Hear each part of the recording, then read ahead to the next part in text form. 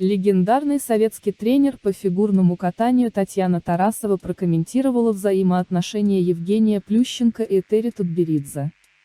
По мнению Тарасовой, Плющенко рано сравнивать с Тутберидзе, поскольку он еще молодой тренер.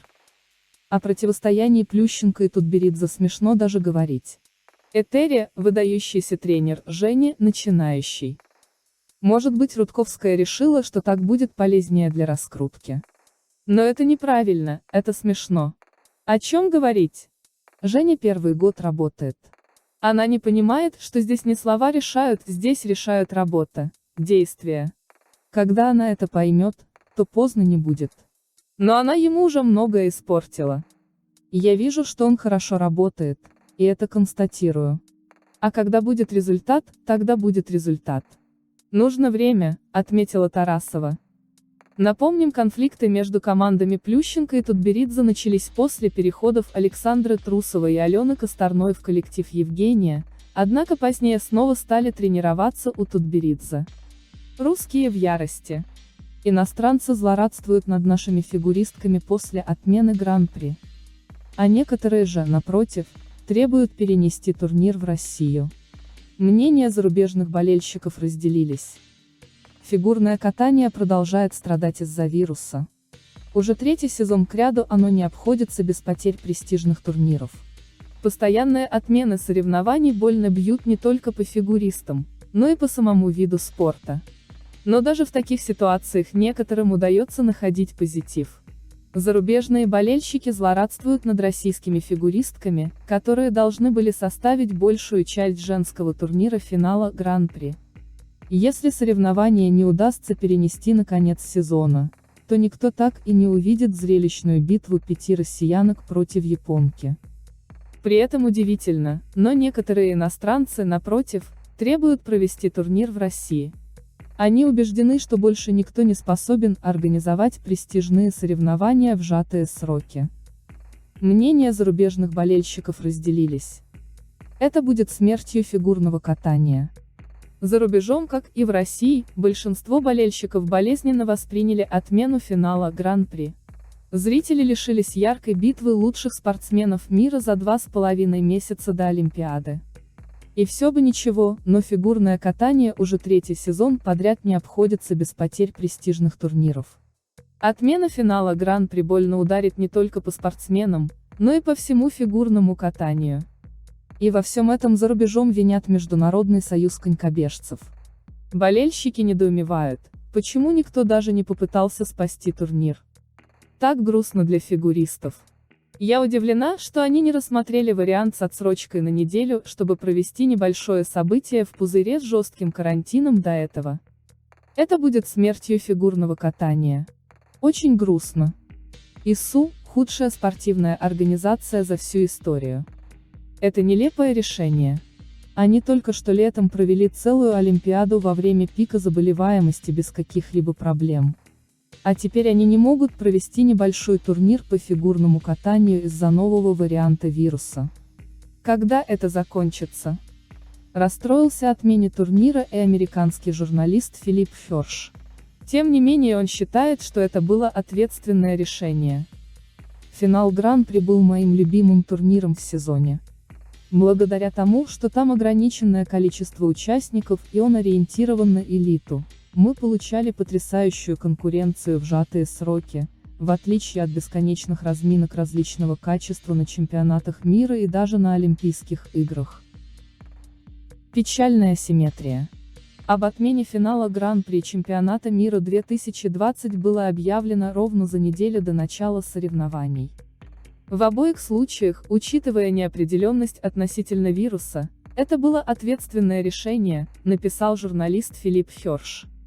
Другой американский журналист, Джеки Вонг, уверен, что турнир можно было спасти, придумав для него новый инновационный формат. В финале Гран-при достаточно мало стран и участников, они могли провести его в виртуальном формате. Не идеально, но это определенно лучше, чем его отсутствие.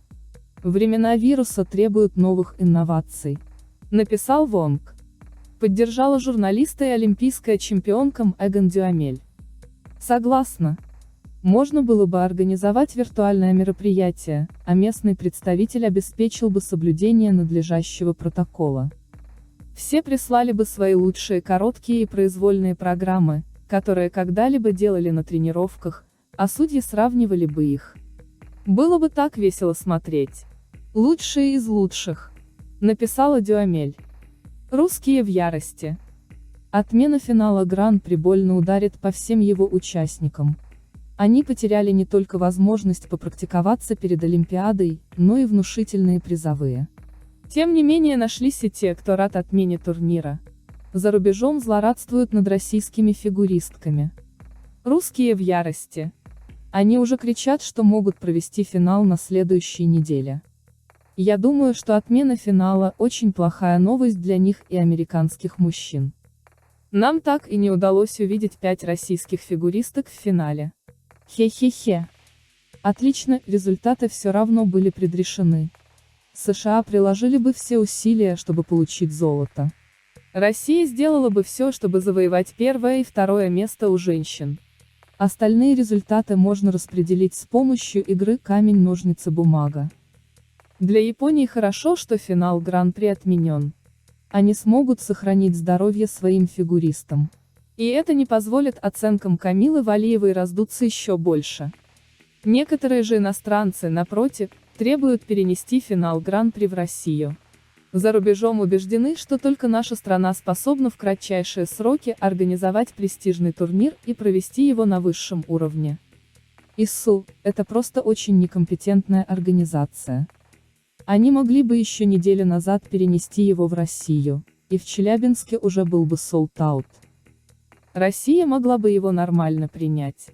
Все понимают, что финал не откладывают, а отменяют. Такая ужасная ситуация. Это должно быть очень жестко для фигуристов и нисколько не помогает движению к Олимпиаде.